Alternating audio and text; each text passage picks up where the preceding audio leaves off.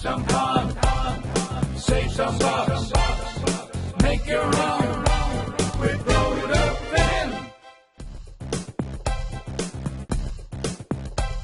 Here are the parts for the pedal itself.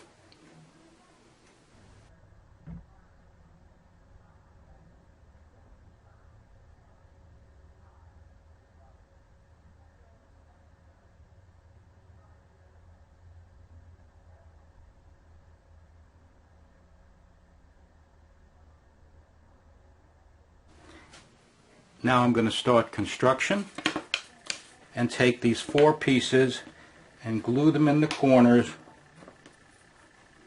of each one of the sides.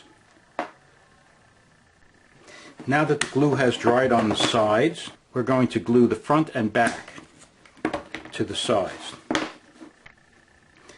Now we can't just put them like this because this piece is larger. So what we'll do is we'll take the bottom and put it here, and then we can put these flush. This will still be a little higher, but then the top will go on such like this, and then it will be flush. With the pieces aligned and the glue applied, I'm now going to clamp them, and to make sure it's nice and square, I'm just going to put this on as well. There we go.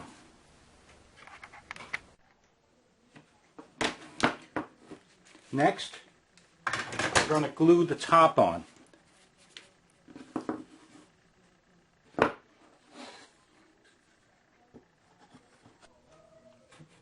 The basic glue up is done.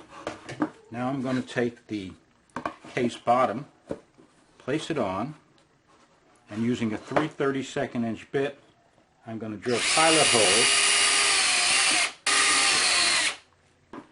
and then I am going to place screws in, and now the basic case is complete. One more large glue up we have to do is the actual pedal itself, and that consists of these 3 parts.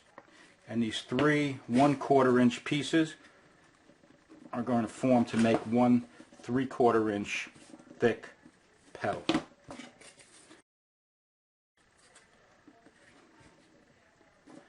Now, if you try to actually put the clamps on this at this point, they'll just slide all over the place. So give this a few minutes, then place the clamps on, or just don't even place the clamps on. This will be fine. The pedal has dried, and as you can see, I've done a little additional beveling here to make sure it's going to be able to do its full travel. I've placed a scrap 1/4 inch piece of MDF as a spacer and lined up the edge of the pedal with the edge of the top here. And now I'm ready to drill a 1/4 inch hole on either side. And there. Then I'm going to take off the pedal. I'm going to finish the drilling, and I'm going to use a clamp here to make sure that the wood doesn't separate as I'm drilling. And in order to do this a little more effectively, I'm going to start out with a small bit, drill a pilot hole, and then drill a larger hole. With the pilot hole drilled, I can then use the 1/4 inch bit to complete the hole. And here's the connecting screw we'll be using. It's this one right here.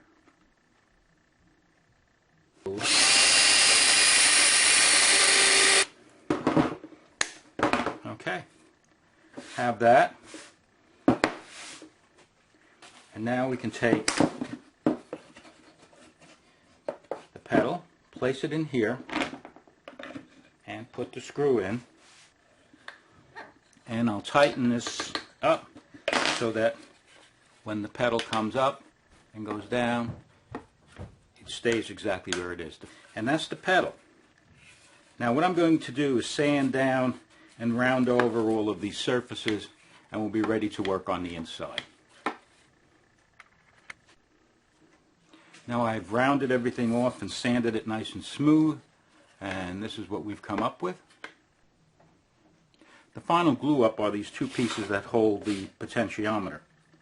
So what we're going to do is take the 1/4 inch wide piece and place it there and glue the 1/8 inch wide piece over here. We're going to get both sides to have some decent glue on there. Now here's the 50K ohm Radio Shack linear potentiometer, and here's that 1/2 inch dowel that I've drilled a 1/4 inch hole in, and you notice it goes right over it. Problem is it spins freely, so we're going to have to secure this dowel to this shaft, and we're going to do that by drilling a 1/16 inch hole right near the end here. Now I've drilled the 1/16 inch hole, so it goes in here, comes out there, and I have a paper clip with the plastic coating. You get these and these with the plastic coating will fit right through. Nice snug fit, and you'll notice that the dowel is captured to the shaft, so turning the dowel will also turn the potentiometer properly. So I'm going to cut this shaft down to the dowel size and get ready to do the rest of the construction. The glue has dried on the bracket. I've also done a number of other things. I've glued on this 1/2 inch by 3/4 inch rounded over piece. I've also drilled a hole for the potentiometer, and I've actually mounted it. I've drilled 2 more holes, and these holes will accept a number 6 by 1/2 inch sheet metal screw, and this will mount this mounting bracket to the case. Speaking of the case, while I was waiting for this to dry, I drilled 2 3/16 inch holes. These are centered along the 4 inch width of the case and 1 1/4 inch back from each end. Correspondingly, on the bottom of the pedal, I drilled 2 more holes. These were pilot holes to accept the number 6 by 1/2 inch sheet metal screws, and they're centered along the 3 1/2 inch width of the pedal, and they're 1 inch back from each end. We're going to have to bring in the electrical connection to the potentiometer. What we need is a stereo or TRS cable. I just came back from my local Radio Shack, and I got this device here, but it only cost me $2.50. So what I'm going to do now is I'm going to cut this connector off the other end. That's been cut off. Now I'm going to strip this. So it looks like we have a red wire, a white wire, and a ground. We're going to take the white wire with one and the tip with the other, and that is correct. Now we're going to take the red wire and we're going to touch the ring, and that is correct. The red wire is the ring, and we're going to take the shield or the plain wire and connect the try the shield, and that is correct. So what we have are the 3 connections we need. So the first thing I have to do is get this wire into the case. So now I'm going to take this wire, push it through, and get ready to solder it to the potentiometer. I've soldered the individual wires in the cable to the potentiometer.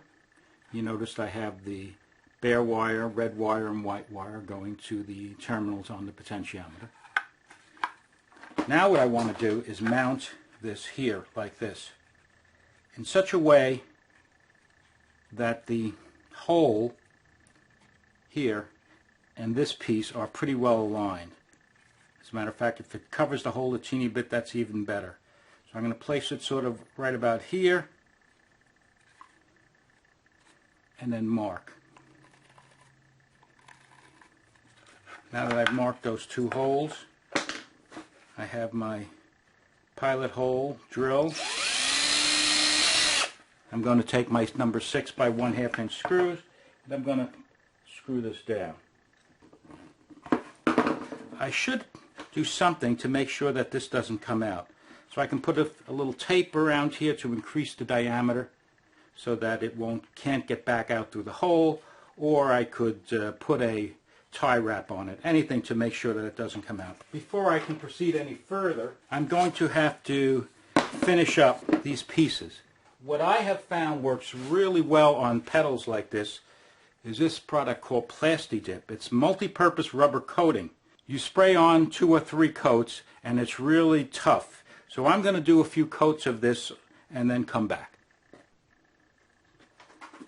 I've coated the case with the Plasti-Dip, and I've also made some feet for the bottom.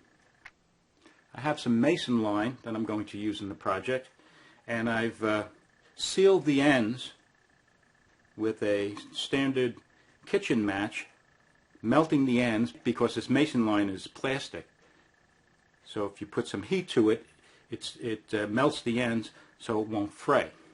So this piece is about 15 inches or so, and this piece is about 10 inches. I'm going to release that a little bit, take the larger section, and I'm going to make a knot and place it onto the front screw, and similarly on the back I'm going to pass them through the holes in the front and back of the case so that I can reattach the pedal to the case and we can proceed. But before I do, let me just point out one further thing. I've also applied Plasti-Dip to the dowel, and when I wrap the string around it, I'm going to get enough friction so that this string will not be slipping. So let me attach the pedal to the case.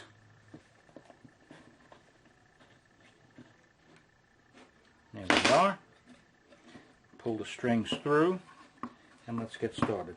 Now previously I took a 1/4 inch wide rubber band and I snipped it and I wrapped it around my finger and tied the rubber band. So now I have this right here. First I'm attaching the rear string to the rubber band. I want it sort of close to the end here. Now I'm going to do the second knot. There we go. And now I can cut this off.